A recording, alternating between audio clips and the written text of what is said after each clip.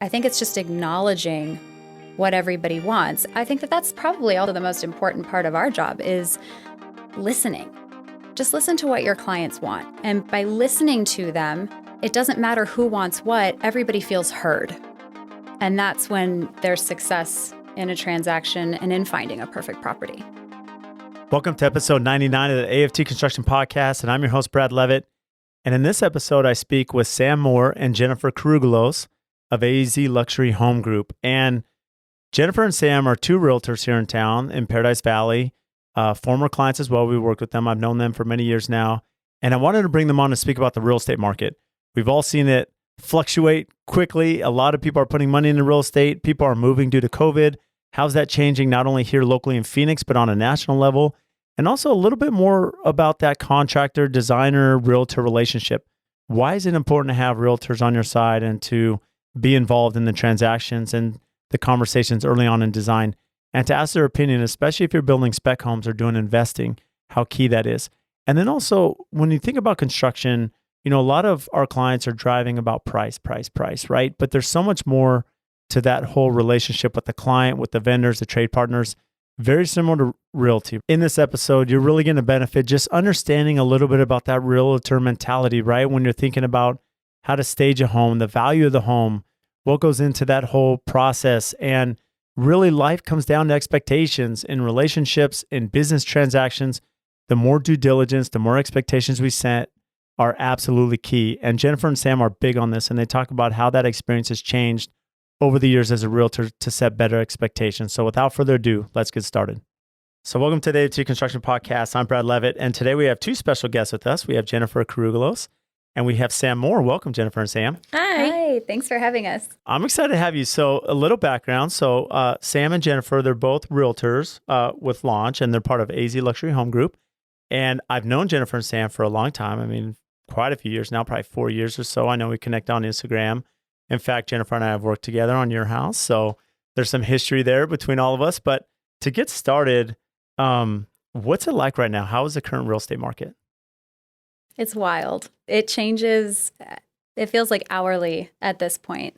As of this morning at 7 a.m., there were just over 4,300 single-family active properties in Maricopa County. So it shows you that, and typically, I mean, we've seen around like 10, 12,000 a few years ago. So it really shows you we're running at such a deficit right now. It's interesting because, and I believe there's been times where it's been upwards of 20,000, am I not mistaken? And so right now, if you're dealing with inventory of 4,000 homes, Maricopa, to put in perspective, I mean, Phoenix, if you take in Maricopa County, we're one of the biggest cities in the U.S. Well, I don't know, we're top 5, I think. Phoenix is pretty big. So how does that put a constraint on you both when you have clients trying to find property, trying to find a home, and you only have 4,000 to choose from? Because we all know that all those 4,000 are not going to be prime real estate, right? Greatest locations. They need some TLC. I'm sure a lot of them, you know, so how's that? Well, and I will say 4,300 is double what we were just back in March. Oh, wow. So the inventory is starting to tick up. You know, a lot of sellers are seeing what they can get for their house in a seller's market and starting to so more inventory is coming to market, which is really nice because it was even more. Back in the first 2 quarters of this year, it was nearly impossible to find a buyer or a home. That's interesting. So when you talk about the seller's market, how does that change your mindset when you're representing a buyer? You know, if you only have 2,000 homes and now it's 4,000, has it grown because not so much there's less transactions, but people are asking more for their home? Yeah, so sellers, I think they saw this demand, right, that came into town, largely in part due to COVID. And people that were just kind of having these mass exoduses from these major cities, they wanted more space. They wanted a place that maybe they felt they could move around a little more freely. So sellers felt like, wow, not only can I get a premium, but I mean, I can really push the ceiling on this. And some sellers were right. You know, they had a beautiful property, a great product, and other sellers were just robbing people and trying to see what they could get away with. So for us having buyers in that market, it was really important for us to be able to go in, kind of dissect a property and pick out, the points that, hey, listen, this is something that actually does need a lot of work that you're still paying this premium price for. How can we get you into this house, but still at a price that you can maybe take care of some of these other items that this seller has not? So I think the biggest thing with representing buyers in this market is making sure that you're upfront and that they understand what they're getting into, because it's not the typical market. You can't go look at 10 homes, spend the night to think about it, maybe go back again on the weekend. You're seeing it. And if you like it, you need to move extremely quickly and be ready to go. Well, I'm glad you brought that up, Sam. And to your point, Jennifer, what's interesting is, so you mentioned, it's more, I don't want to say impulse, but you have to act quickly if there's something good.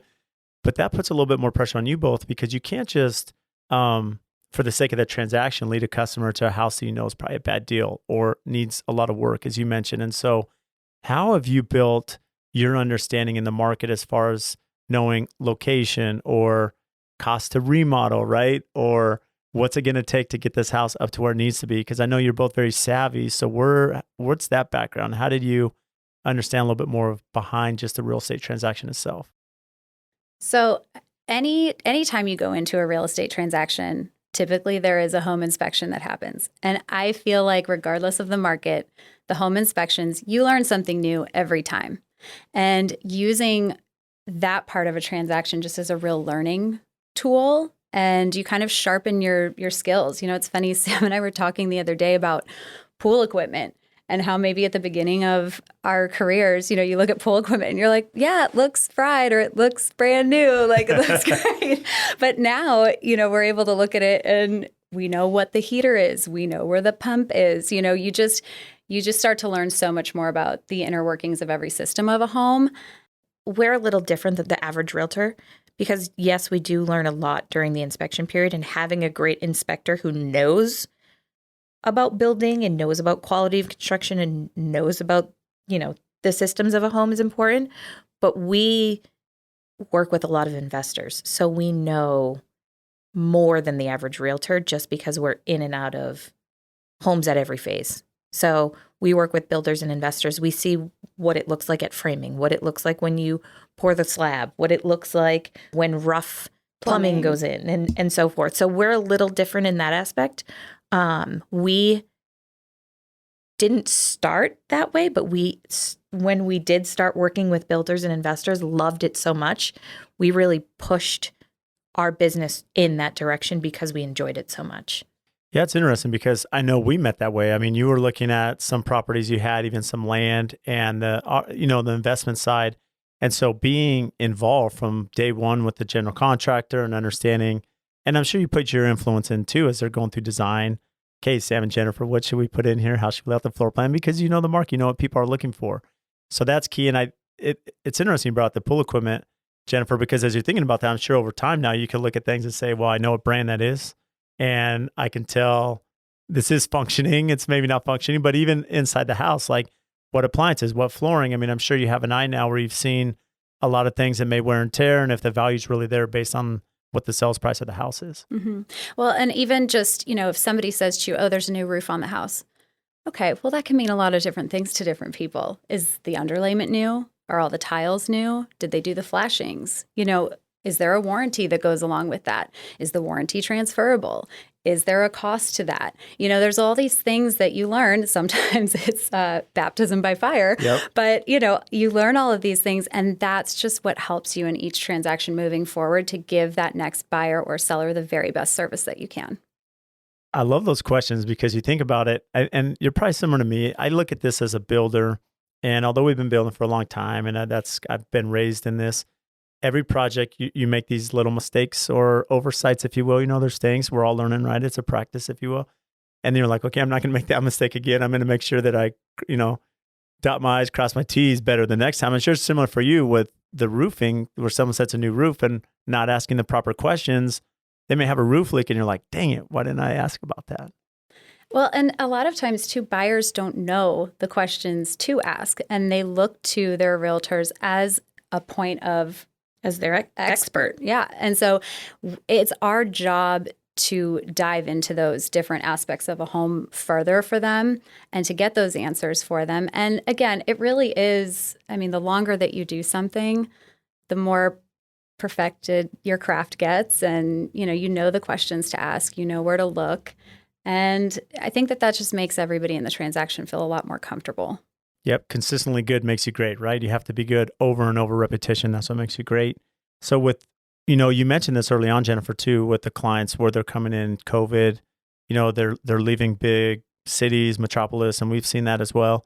Because what's unique about Phoenix, although it's a big city, there's a lot of amenities, but it's spread out, right? So people can be outside, they can hike. There's a lot of outdoors, even though it's kind of hot right now. So where are you seeing most of the clients come from? How do they find you outside of the normal investor spec relationships that you have? So it's funny because pre-COVID, a lot of people coming from out of state were always California. That's just been a staple here in Phoenix. They're moving out of California in droves all the time.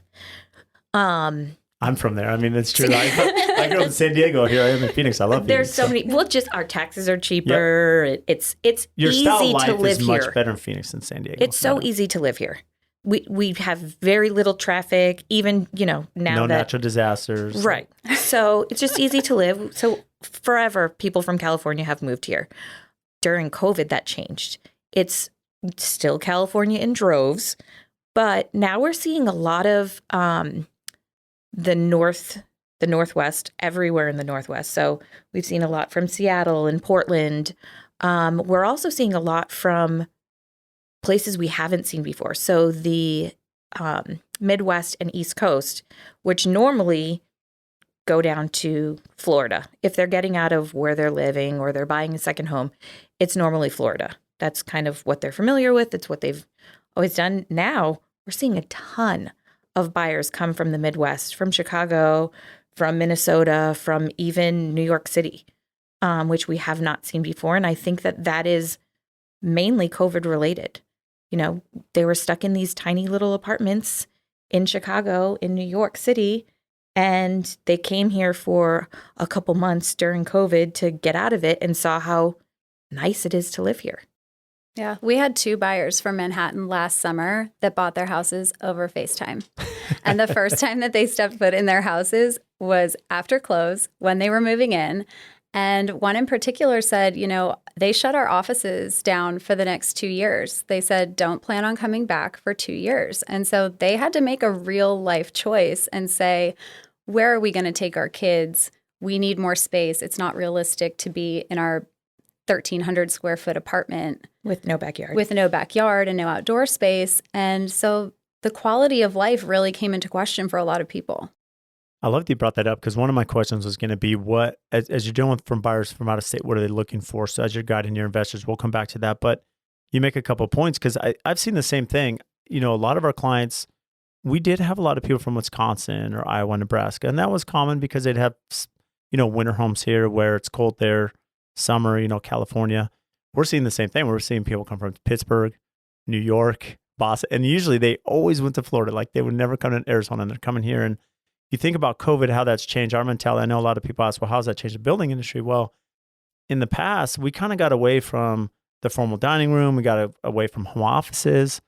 And now everyone's like, I don't need one office. I need 3 offices. I need my office, my spouses, and my kids. And then we also need the entertainment right outside. So if you're locked down, and I have some peers even in Canada, and we've always had a lot of Canadians here, same thing with the cold, but younger families who aren't snowbirds that say, we're moving to Arizona because our kids can't play sports. They're totally restrictive in Canada.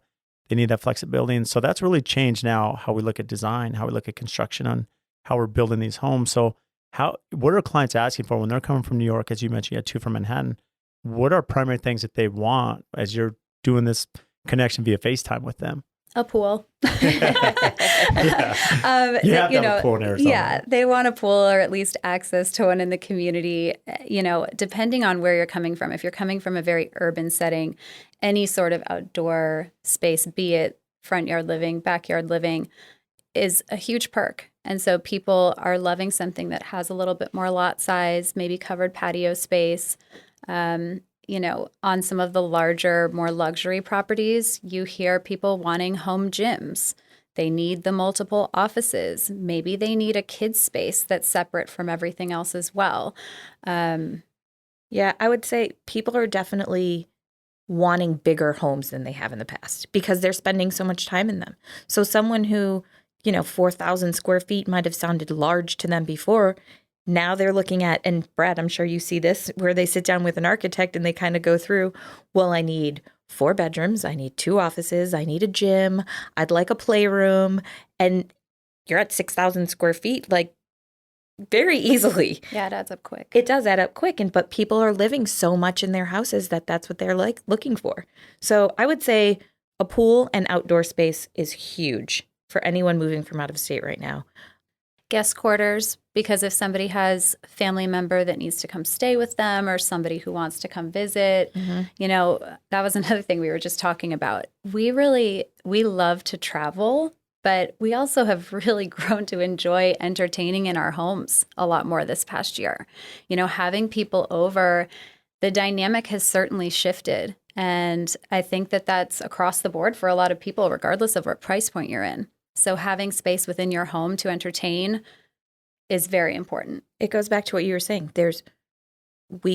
Everyone got away from formal dining rooms, and now people want them, and they want like a bar in their house or in their dining room. Like they want to be able to entertain in their space instead of going out and being amongst the masses. It's funny because we look back and having lived in Arizona through the recession, people are building big homes. Maybe it's a status thing or whatever. I mean, but as we all know, people travel for work, for vacation. So home, you came and slept, but it wasn't really home, right? It was different. And then, after the recession, we saw things downsize. A lot of people are building smaller homes. And now it's gone the other way. And it's not a status thing, as you mentioned. It's, hey, I want to have my family over. I want to have, we're not having gatherings for work. We're not having gatherings for functions. So we're going to bring everyone to our house. And that's where it's changed the dynamic. So I know for those that are listening, building spec homes, as you're thinking about that, clients are demanding healthy living, right? Like I want my house healthy. I want good air filtration, good water filtration. I want places to entertain. I want dining rooms. I want the home gym. The home gym's been essential. We've had clients ask for cold plunges and dry saunas and all kinds of fun things. Why? Because who knows when the gym's going to be shut down again. And now with this new wave, you never know what's going to happen. So at least have your home can be your sanctuary, right? It could be a place to entertain, family and so forth. I had a wedding at my house. So like we are even seeing buyers be like, if I want to have a large party, can I do it in this space? Do I have a large enough backyard? And in that interesting wave of, the giant homes that were just very excessive in maybe not a great way, then back down to something more manageable. And now we're on that uptick and seeing more square footage. The biggest change I think we've seen is the thoughtfulness in a floor plan. It has shifted, and now there's not these funny little spaces that don't make any sense. And you go, what would I do here? Now you walk into a house and every part of it is usable and livable, and it makes sense. It's not overthought. It's just very thoughtful. And I think that's a good point. And I've seen, especially with spec builders and clients, as they bring the realtors in, such as you, Jennifer and Sam, is that when they're going through design, you look at homes in the 80s and 90s and you have these weird niches. You have these weird, like, empty spaces, dust collectors, up top with these, like, pot shells that, for miscellaneous decor. And so that's changing. And what's happening is you don't have these little confined kitchens and confined great rooms and 13 bedrooms, which are seen as more open floor plans where people can entertain a lot of people, big great room, great kitchen, the bar, the indoor, outdoor, multi-slider. I mean, that's really key as you start thinking through that design aspect.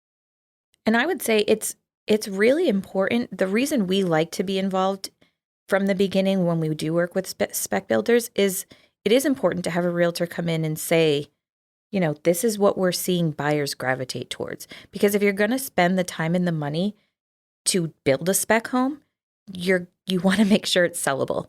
So you want to make sure you have a realtor involved who specializes in that market, who can tell you this is what you need. You need to have X, Y, and Z.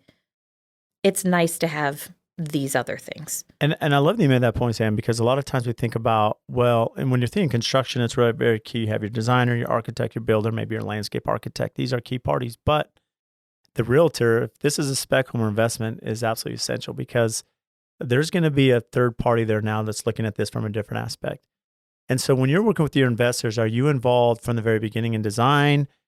Is there a strategy as to when that goes listed on the market? Do you say, hey, let's list it now? Do you wait till it's framed? Or does it depend on each project?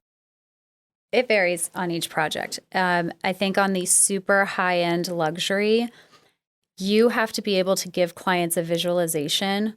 And at any price point, if a project is not complete, it is hard to get a buyer to see that visualization and to see what everybody else sees behind it.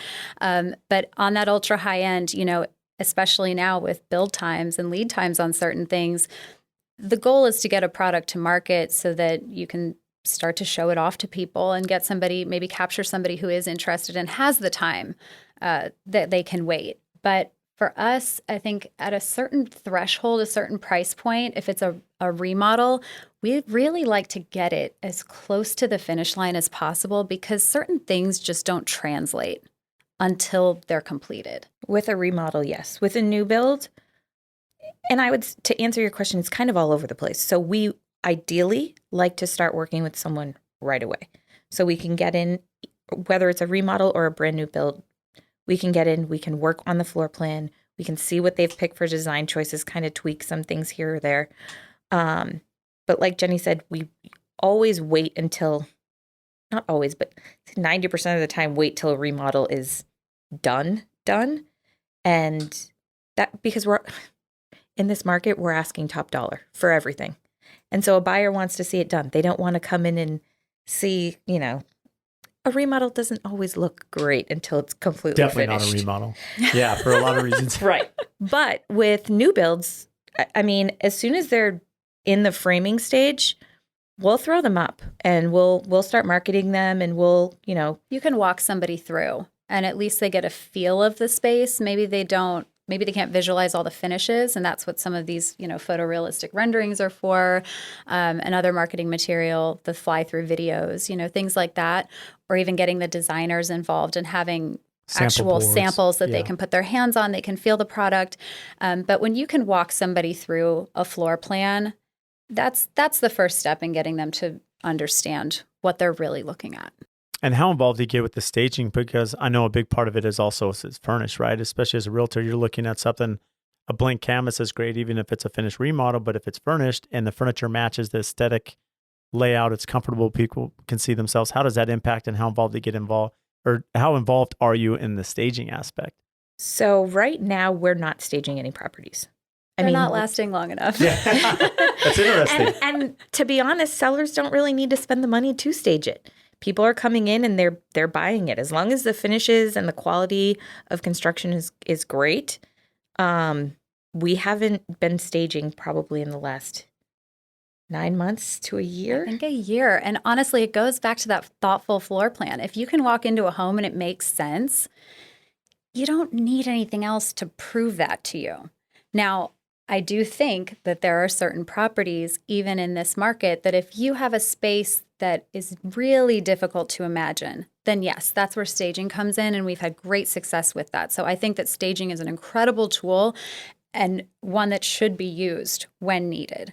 But in this market right now, we just haven't had people. It feels almost like a waste of money. Yeah, it's good advice though, because but to your point, it really comes down to the beginning, right? If you have the architect and designer and realtors involved with the builder, and you're spatially thinking about this house, and the scale's good, you know that at frame stage, and the rooms are laid out that make sense, and people can envision furniture, and you can walk them through yourselves essentially, and that's the key. Really, it all comes down to good design and floor plan. Right. Yeah. It's for the spaces where you walk in and you go, God, where would I put this? So I don't know how would we make this work? You know, it's like those questions. When you can avoid that, then yes, get the staging in there, to help out with those questions. But so how do you play mediator? Because this is interesting. I know sometimes in my job we have to, we always tease we should be psychologist part, or as we're working with some 100%. Of the couples. And so the realtor, you're going to have couples, that both sides are totally different on what they want, and they have different expectations on budget or what they want to spend. So how do you manage that personality side? It's definitely a game. You have to play the game. You'll see once you take a buyer clients so a couple out enough times, you'll see kind of how the dynamic is and who's going to win, and almost play up to that side. I will say though, yes, we play to that side, but we also go in, we're a very neutral party in this, Yes. right? Our job is to be a conduit of information and being helpful throughout the process. So if for a wife, it's important to have a giant kitchen with all of the chef's, appliances and this, that, and the next thing, then obviously we want to play up to that. We want to help show properties that have that. Maybe the husband wants to make sure that the backyard has a separate cabana space. Okay, then we play up to that. It's not necessarily which is more important. I think it's just acknowledging what everybody wants. And, I think that that's probably also the most important part of our job is listening. Just listen. Just listen to what your clients want. And by listening to them, then it doesn't matter who wants what, everybody feels heard. And that's when there's success in a transaction and in finding a perfect property. It's really good advice. I don't think enough of us listen, and I think that's really good counsel. Anything to add on that, Sam? No, I couldn't agree more. You do have to listen because if you listen, everyone can end up getting what they want in the end. Maybe not price-wise. Yeah. You got to give somewhere. But if the wife wants a huge kitchen and the husband wants, a nice space in the backyard for a cabana, you find a great kitchen with a lot that's big enough to add a cabana. And everyone's heard, everyone kind of gets what they want. And I couldn't agree with Jenny more. It's 100% listening and actually listening and trying to get them what they want. Now, we're super excited to welcome one of our new sponsors to the podcast, Pella Windows. And this is even more exciting because we use Pella in so many of our projects, nearly all of them. And they've been just an incredible partner of ours. And locally, Sammy and Adam, they are not only amazing business partners behind us, but they are super close friends. And I speak on the podcast all the time about the importance of relationships, right? Relationships with our customers, with our vendors, with our suppliers, because at the end of the day, I'm only as good as those that help our brand and assist us in our projects to take it from the ground up all the way to completion. And if we didn't have partners such as Pella, there's no way we'd be who we are today. Over the years, we've built this amazing relationship. When we call them or email them, they respond. They're quick. Their company culture, their integrity, their honesty, they are always there to do what's right for us and the customer. They can do anything from small replacement projects to large custom homes and even multi-million-dollar commercial projects. And also, when you think about their product line, they can do ultra contemporary, historical preservation, and large traditional projects. So for anyone, any scale, any size, they're the ones to call. They're here local. They have an amazing Instagram. Make sure to give them a follow to see what they're doing. So if you need windows and doors, give Sammy and Adam a call. We stand behind Pella. We love what they do, their culture, their brand, and especially their quality. And if you want to learn more about Pella Windows, check our show notes. We'll have everything tagged there so you can give them a follow and have their contact information to reach out. And now let's get back into the episode. So we understand the market in Phoenix and we've discussed that. Are you seeing this across the country? Do you network with other realtors and brokers in other states? What are you seeing on a national level outside of Phoenix?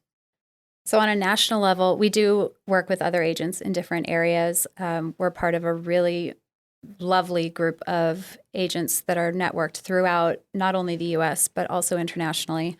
We pass around a lot of listings that we have coming soon or pocket listings, really. So explain what a pocket listing is, because Sure. I know the term, but I'm sure a lot of people listening have not heard that. Sure. So a pocket listing is a property that maybe the seller does not necessarily want marketed to the masses. Or it's not ready to be marketed to the masses. Right. And so it's something where you have it in your pocket. Yeah. It's ready. It's going to come to market. It's Right. just It's not on MLS where it's Yes. taking days on yes. the MLS and Right. it's maybe clocking against the property Or sale. it would come to market if an opportunity presented itself. Right. So, we have this really lovely network of people to work with, and we always try to find creative ways to work with other agents in different areas. As far as where Phoenix falls on a national level, we are by far the highest in annual appreciation year over year.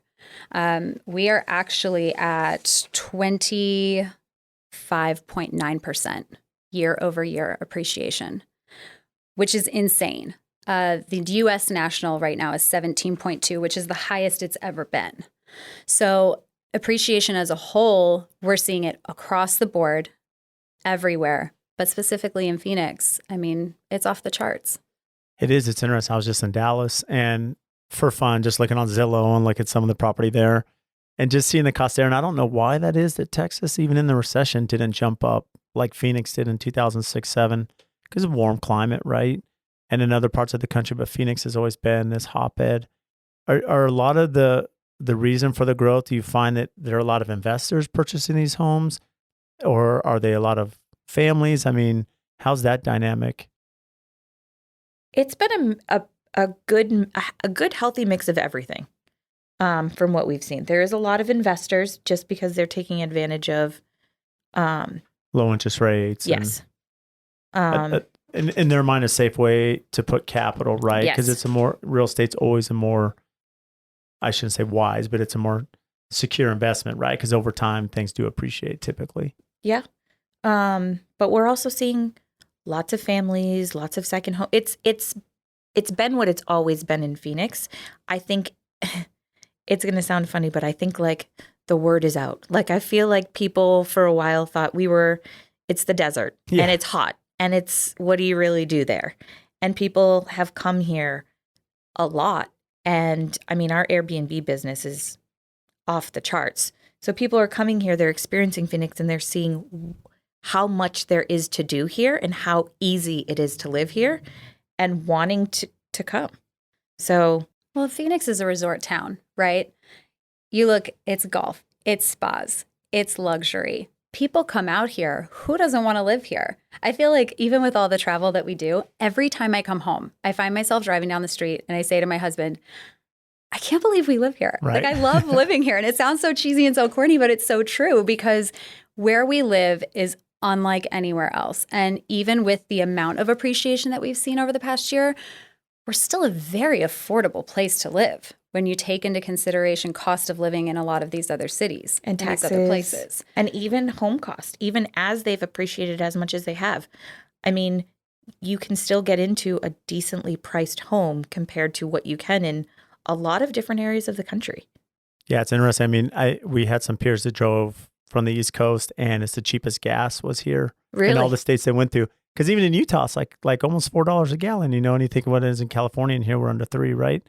And so, yeah, cost of living, and I echo that. I mean, I see Phoenix when I look back, when I first moved here, a lot of people were in construction and real estate, and that was a big, for the professionals, a lot of them were in that market. And then the recession had changed. A lot of people left construction, they moved to other states, and a lot of tech companies moved in and security companies and, Amazon and, Intel's grown here. And a lot of these big companies have moved home base here, right? American Express is here.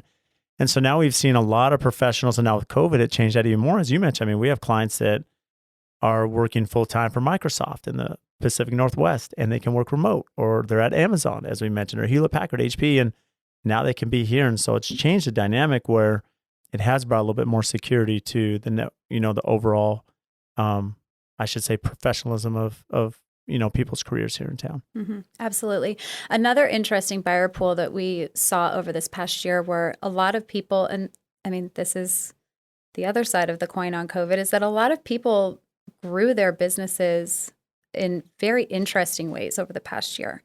So a lot of local people we saw saying, hey, we'd like to actually upgrade our lifestyle and get a bigger home. And, again, there was always some level of that we would see, but I feel like we've seen that a lot more, especially over the past 9 months. This year in particular, in 21, a lot of people making that move. So going back to the network, when you mentioned there's a connection to realtors outside of market, and that's key because I'm sure is one of the advantages of hiring a good realtor, right, is your connections. I mean, if we want to sell something for top price, your ability to market that property outside of Phoenix, maybe in Chicago or Los Angeles, right, is going to be really key. But also here, your connection internally, your reputation with other realtors. So I would imagine it's a really small world. You can't burn bridges. So how is that? Because I'm sure you have a good feel of the other realtors in the market and those that are, because in realty, like any profession, there could be a sense of selfishness in there, right? Because everyone's fighting for territory. And so how's that dynamic, managing not only inside your own brokerage, but also outside of that? That's one of the most important parts of our job. And it's funny because, so like as a builder, there's competition but you don't have to work together. Right. So at the end of the day, there's competition in who gets the listing and who, has the most amount of business in a specific area.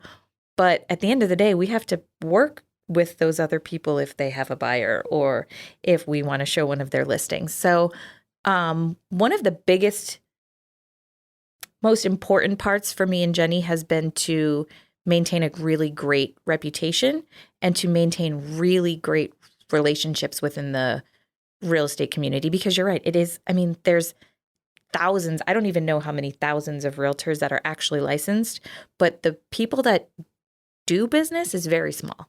Mm-hmm. So you want to have great relationships with those people because you want them to show your properties. You want to have an easy transaction when a buyer wants to buy one of theirs.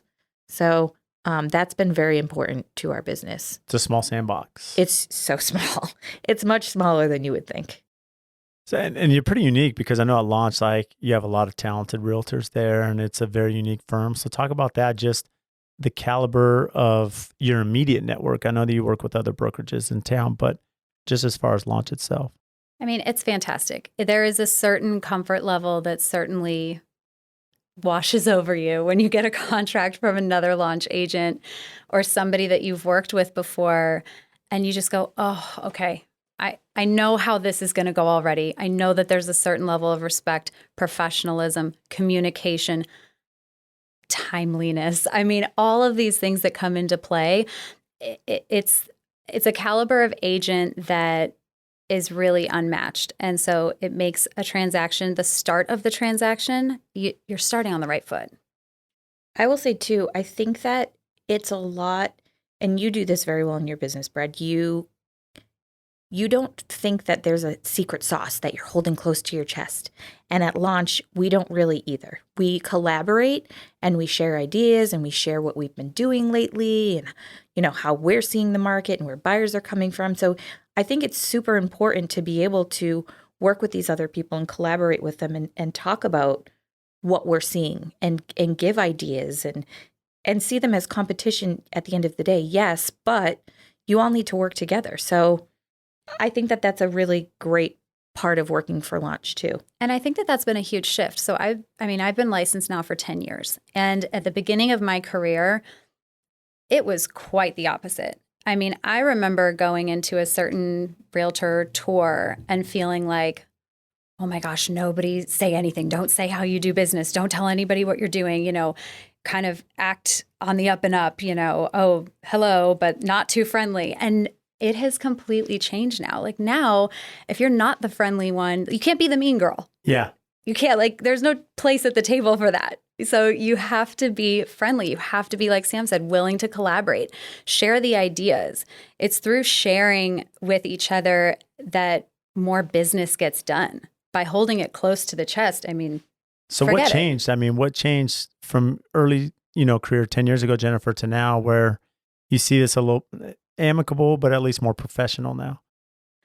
I think just in general, the world has become a lot more open and a lot not as shut off. I would also say when Jenny first got into real estate, there was a lot of big names who had been in it forever. That's true. And they were kind of stuck in their ways.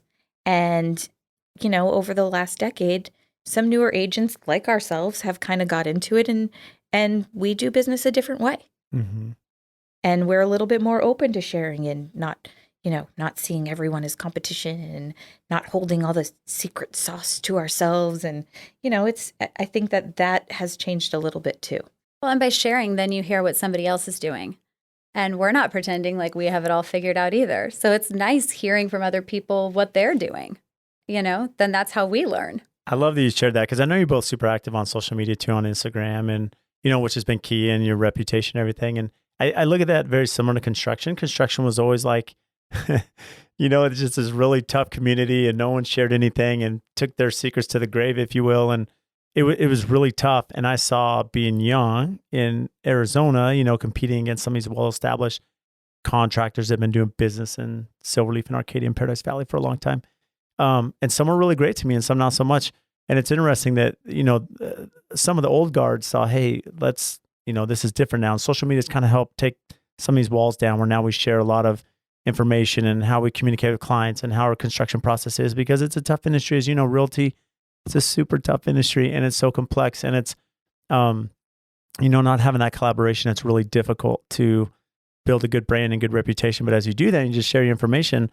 I love that you shared that. Yeah, I don't know all the secrets either, but as I put stuff out there, people say, hey, Brad, why don't you look at doing it this way? And they're not trolls. They're just people that respect you enough to say, I see what you're doing. I believe in what you're doing, but look at this angle or do it this way. And that's been super valuable to me, because it's allowed me to pivot, make changes in my career that I would not have had that opportunity if I wasn't out there and make myself vulnerable. When we first got on Instagram and when we started really using social media, we were getting a ton of business from it. And it was funny because a lot of the more senior agents kind of poo-pooed it. And they were like, why? They didn't understand it. They didn't understand why you would put yourself out there, why you would put your business there. And we did really well. And we made no secret about it. So people would say, where do you get your business? And we get a lot of it off Instagram. We did. It's more referral based now. But at the beginning, we weren't scared to put ourselves out there. We also weren't scared to say that that's how we were getting business. And this actually works. So you should try it too. Yeah, there's no shame in your game. Like when you're figuring out a career, right? Whatever it is, if you can focus on what it is that you want and then decide how you get to where it is you want to be going, just do it. Yeah. That's what we did. We went out there. Sure, is it uncomfortable? Does Sam hate being on video? And I'd be like, you have to put yourself on Instagram, do a story. She'd be like, oh, I can't believe I'm doing this. But then she'd do it. And the engagement levels go through the roof when people actually see another person, when they hear your voice. People and it like is that. nice too, Brad, because we have had people, not trolls either, just people who are engaged in what we've been doing, who will say, hey, I saw you did this. You should try doing this in addition to it. It would really help. And it's like, oh my gosh, I didn't even think of that. Thank you so much.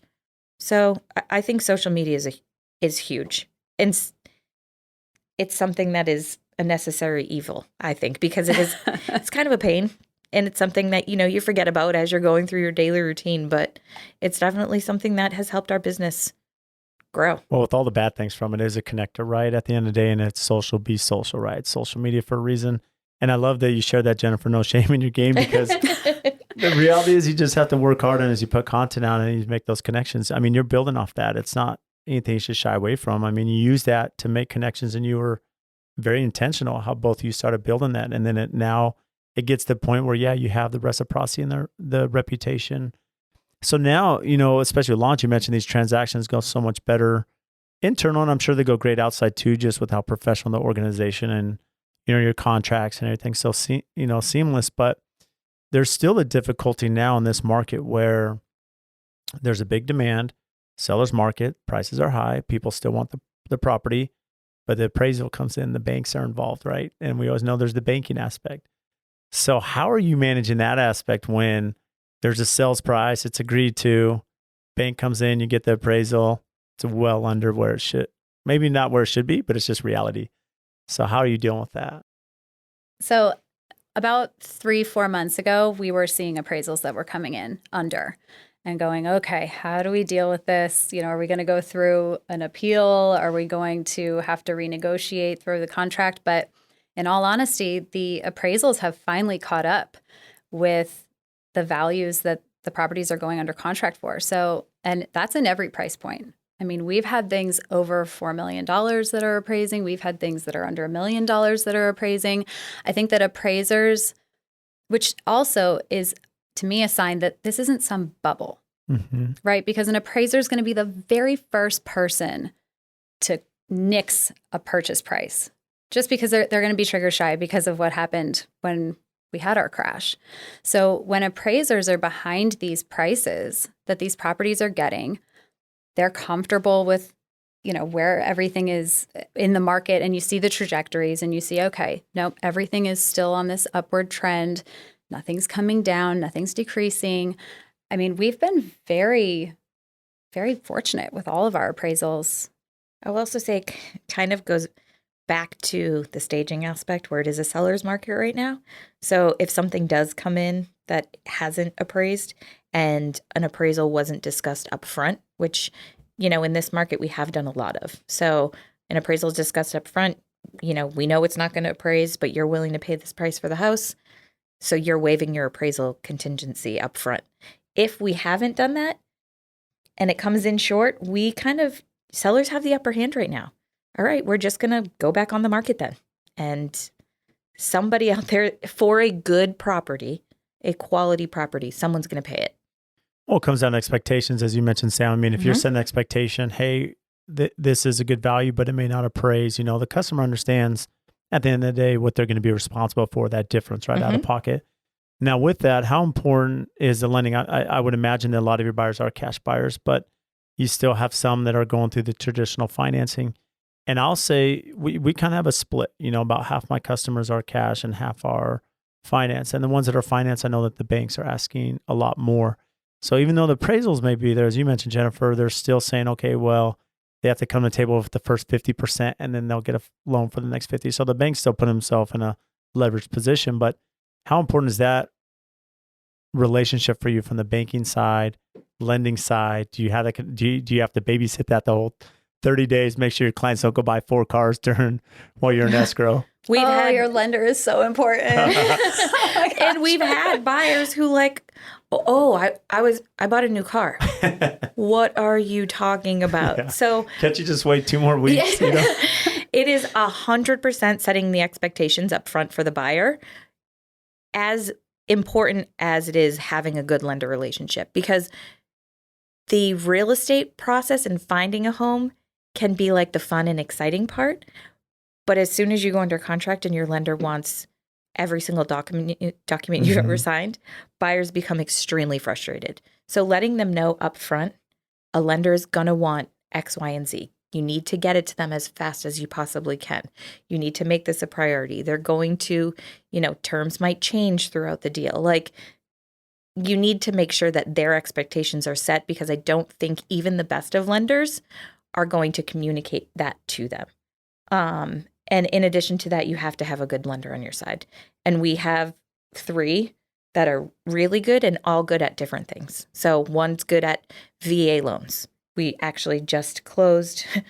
We have 2 deals actually right now. One was our own buyer who was going through a big bank using a VA loan, and it was falling apart.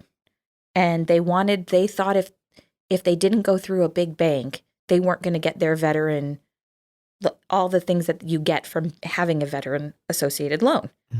But we sent them to a private lender who had them put 0% down. They came to the closing table with $110. And so they got all the benefits of being a veteran and having a veteran loan. And we still closed on time. And so I think having expectations set and having lenders who specialize in different having their own little niches. A VA loan's one. We have a really good lender who works with people who are self-employed, because a lot of lenders don't like that. It's a lot more paperwork. It's a lot more risky. So we have a really good lender who works with all self-employed borrowers. So having these people in your back pocket is huge. How involved do both of you get with proof of funds for your client as you're looking at property?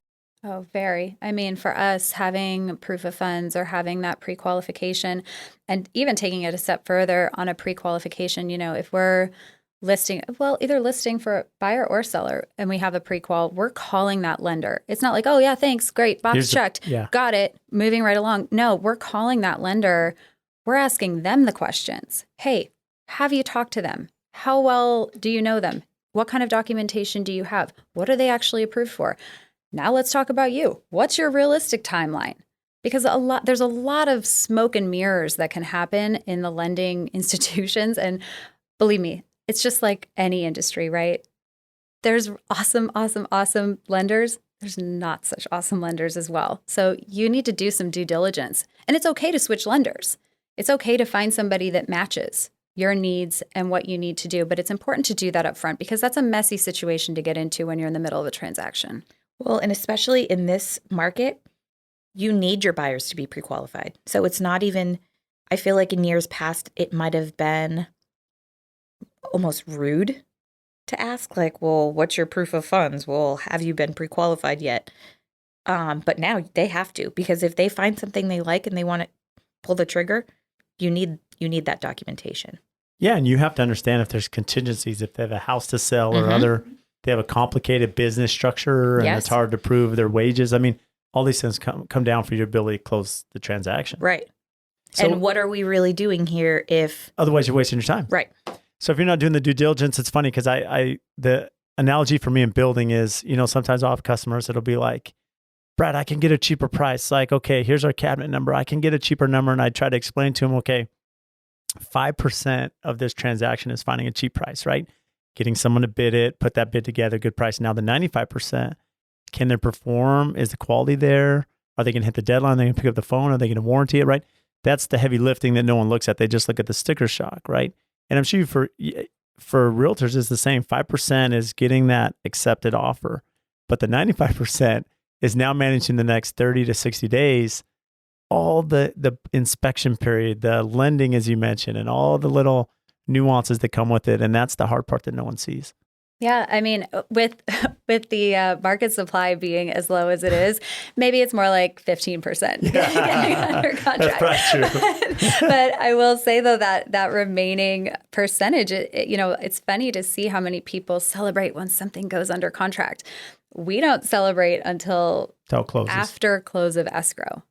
Because my sister is actually the perfect example where I'm helping her. She's moving back to Phoenix right now from Texas, and I'm helping her in a transaction, and she was on the phone with her girlfriend. She said, yeah, I bought a house. And she sent her all the pictures, and I said, no, you didn't. And she looked at me, she goes, what do you mean? I'm like, you went under contract on a house. And they actually ended up falling out of contract on the house that she had sent her friend. And I said, see, that's it. Until it closes, you have not bought the house. It is not yours. You do not celebrate. You can get excited and start planning, but it's not done yet. There's a lot that can happen, and it's emotional, and it's hard to keep people's emotions in check. Yeah. It's interesting, but you mentioned the due diligence side and the questions you're asking, and I think that's what separates you, Jennifer, and Sam from everyone else. And so, was it uncomfortable, or where did that, I should say, where was that turning point when you had the confidence to go in and say, we need to ask for proof of funds, we're going to call the lender, we're going to start asking the right questions? Because at some point, there's a spot in your career where you have confidence, where you could push back on the client, not in a bad way, but in a professional way, say, no, I've been down this road, and maybe it's off of bad experiences. I've had this with certain conversations where I've made mistakes. So if you don't do it this way, I already know what's going to happen. Yeah, it's a learning curve. I mean, you have a couple transactions that go a certain way, and you make an internal decision that you will never put yourself through that again. And that with confidence comes comfortability for everyone. You ask for these things, and if it's not an issue, then nobody's uncomfortable. If somebody's uncomfortable, maybe that's a red flag. I think to Jenny's point, it's after every transaction, we sit down, the two of us, and say, okay, what did we learn? What will we never do again? And that has brought a lot of confidence, because I don't want to put myself in that situation again. I will say a lot of that too just comes with getting ourselves to a point in our business where we don't want to work with every single person that comes along. Where at the beginning, we didn't have that choice. So anyone that came along, we would take you, we would do whatever you wanted, And they may not be a great client for you. Right. Right. Yeah. And they may not be pre-qualified because we wouldn't even ask. Yeah. And You're just happy to get a phone call. Yes. We're just happy to have somebody to take around and help buy a house. And we've learned that that's just going to be a waste of everyone's time if you're not doing it the proper way. Well, it's interesting. I mean, that's the quote right there. With confidence comes comfortability, right? So now, as you become more of an expert in the market in the last 10 years, I mean, without calling out a certain city or neighborhood in Phoenix, I mean, what is it about certain neighborhoods that are more attractive to other buyers? We were laughing at this question because I think it's so specific to the buyer. Like, there are people who love DC Ranch and Silverleaf and would never live anywhere else. There are other people who are in Paradise Valley who say, I won't go that far north. I would never live up there. So I think that it's totally different for everyone. I think, we're a little spoiled to work in what we think are the best neighborhoods. We love Arcadia. We love Paradise Valley. We love pretty much all of Scottsdale. But we work, even like I just said, my sister bought a house. We went out to the East Valley and she got a great house in an awesome neighborhood in Gilbert. So there are great neighborhoods everywhere. It just kind of depends on what exactly you're looking for. And that's why Arizona is so attractive, I think, to so many people, is that we don't have this one perfect neighborhood. We have so many perfect neighborhoods that fit the needs of so many different clients. And that same neighborhood can be for a family, can be for a young doctor who's single, can be for some empty nesters who are downsizing. There's such a nice blend of neighbors within all of these communities. And I think that that's why people love Arizona. They feel comfortable everywhere. So I'd imagine that goes in your questionnaire, essentially, like when we're meeting a client and we're vetting that ideal client. For you, you're going to ask them how they're living. What do they like to go out to restaurants, right? Are they like quiet? Do they want night sky compliance, right? Like in Paradise Valley where you can't have lights shining up. And so, a lot of this goes into understanding what the client wants, and then that helps you put them where they need to be. Yeah, absolutely. We always like to, when we get a new buyer, to take them around, drive them around, show them the areas. Somebody from out of state who's unfamiliar. Take them around. Hey, how does this feel? Let's go drive through McCormick Ranch. Let's go over to the Biltmore. Let's test these areas out. And then we tell them, here, take a day. You go drive around, go see these areas. Let us know what you think, so that then we can kind of start to hone in really on what they're looking for, instead of just throwing, darts at a wall. Who knows if you're going to hit or not. So it's good to kind of give them a little introduction, let them do a little bit of legwork, see what they feel comfortable with, and then really dive into the detail. So are there ever days where you're like, what am I doing? Why am I a realtor? Like, what's the hardest part about being a realtor? Because even now, I'm sure it's not just perfect all the time. So we have had, I think, 2 specific days recently. I'm 6 months pregnant, and right during the beginning of my pregnancy, I was really sick and I didn't want to do anything. And I passed everything off to Jenny. And at one point she looked at me, she goes, I thought you were going to call me and say, I don't want to do this anymore. And I'm like, no, I was just sick. And, and then Jenny's she just finished an awful transaction. And I was like, now are you going to quit? And she's like, no. So, you always have days like that. And I think that's why it's really nice to have a partner, because when you do have a bad day, or when you do, are dealing with a bad transaction or some bad stuff in your personal life, it's nice to have somebody else to kind of pass things off to, or to call and vent to. So we can call and say, oh my God, this was the worst day ever. I want to fire this client. I want to, whatever the situation is, it's nice to have somebody to bounce that kind of stuff off of. Because you have a sounding board. Sometimes I think just hearing yourself say some of it out loud too, you're like, well, maybe that wasn't that bad. Like sometimes you just have to word vomit and like get it all out and feel a certain way and then keep it moving. But it's just like any other business. I'm sure you have days too where you're like, am I really doing this? Right. It's just like, but then 95% of the time you love your job, and it's why you do it, and it's why you keep doing it. Yeah. And I think, there's some truth. I think, for the realtors, for contractors, restaurant business, maybe airlines.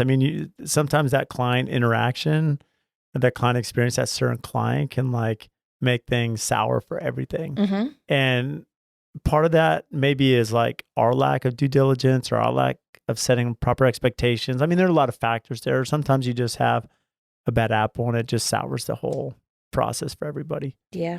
So what's interesting about you both is not just the realty side, which we spent most of this podcast on, but you're also essentially a little bit in my market. You're doing a little bit of construction. You're doing, some investments and stuff. And so what opened that door? So my husband and I used to flip houses a long time Here ago. locally in Phoenix? Here locally in Phoenix. He has become more of a custom and spec home builder instead of a flipper. And when Jenny and I first partnered up, that was one of our big goals. We just love the design aspect and the whole aspect of remodeling. And so when we first partnered up, that was one of our big goals. We're going to flip a house together. And we never really could afford to do it. And when our career got to a point where we could, we were like, okay, let's do it. And we dove in with both feet and we loved it. And it's become one of like the most favorite parts of our job. Yeah, it's exciting. I love walking into a house and seeing the potential. Like I feel like we're those people. Like we can walk in anywhere and go, does it work? Yes or no? And it's pretty instantaneous of knowing whether or not something's going to work. And then just looking at that space and deciding like what feels best here? What would a buyer like the most about this space? I mean, it gets the creative side of it. So there's, sometimes the high tensions of dealing with lots of personalities and, the ins and outs of every transaction. But then that creative side where we get to go into a property and kind of reimagine it. I mean, that's been a really nice. And go shopping together. Yeah, Pick right? the finishes. The fun stuff. Yeah, we really enjoy that part of our job. Well, and this isn't insider trading. The unique thing about what you're doing is you have so much experience walking homes and working with builders and seeing so many homes over the years to what work, what doesn't, what are clients looking for. Mm-hmm. And so it really helps you as you walk into a property, you can essentially envision, yeah, this is what it could become. This is a great area of town. So from the finish side, are you involved in all the selections as well from the design side? Yeah, we do it 100% ourselves. That's amazing. And then we've also recently started taking on our investors will use us To design it to and design everything. the whole thing. Yeah. They saw a couple of our projects and it was not even something that we were like offering or being like, hey, we're going to do this now. It was just, they saw pictures of our projects and said, well, hey, could we bring you on for this? And it's a huge honor. That's, and it's so much fun. We don't take ourselves too seriously. I mean, we're in and out of, it's like you said, we're in and out of so many houses with buyers that you see what the trends are. You see what people are gravitating towards, what people really want in their houses. So it's really easy for us to, and fun for us to do, Well, and really the success of any company, it doesn't matter your market, is bringing value, right? Mm-hmm. And so, as you mentioned, as you now have this opportunity where you have the investment side, you understand the design side and the selections, what clients are looking for. As you're working with your clients or investors and you solve that pain point, that value add, that, yeah, not only can we help list this and we have the network, we've built this reputation, we can help design it and we know what clients want. I mean, it's just the whole package. It's an easy selection for the contractor. Well, and it's easy for everybody. It's easy for the contractor. It's easy for the investor because we can go in and we can say, you can take down this pony wall here, open this up here, do this. We can make it very easy for everyone where you don't have to get involved at all. So what do you both like to do for fun? Travel, we ski. Yeah. I have 2 boys. Sam's about to have her second boy. So we have like a little boy tribe. So they all play together. But no, we love to travel. That's our favorite. And how did you two meet? In college at ASU. So we've been friends for like 15 years. And then Jennifer, you're the first one to go into real estate, even though you were doing flips before Sam? Yeah. So I lived in Chicago when Jenny got her real estate license here. That's where my husband is from. And when I moved back here, after I decided I couldn't deal with another Chicago winter. We had already been, my husband and I had already been investing in flips, and I didn't know what I was going to do. And so I said, oh, maybe I'll get my real estate license. And I talked to Jenny about it, and we didn't talk about partnering her up because she was like, you need to make sure you like it because our friendship is too important. And it literally, I think, was like a month. I did 2 transactions. I was like, I love this. And we've partnered ever since. And what made you get into real estate, Jennifer? So this is such a silly answer. I thought there was going to be great flexibility to have a family and do all the things I needed to get done in a day's time, which is, I mean, as you know, it's just completely ridiculous. And like, it's one of those things I hear myself say out loud now. And I'm just like, I got to come up with a different answer for this question. But it's true. I mean, you think, I'm going to have time, be a mom and other things in a career. And it's like way more involved than I'm sure you imagine. Anyone who's successful in any business, you spend all your time doing it. Yeah. And we do still have, you bring the boys to school in the morning, No, I make it a point to have my time with them. I think that where it can I get a little mom guilt is, popping in and out of the house. No, mommy, don't leave. Oh, please stay. You have to go to another house. It's like, just rip my heart out. But at the same time, I'm very proud of this business that has been built. And I know that the boys will see that. And that to me is very important for them to see as well. And so, there's two sides to it for sure. There are. And you two have done a phenomenal job, amazing reputation, built an incredible business. And so what's upcoming and exciting for AZ Luxury Home Group?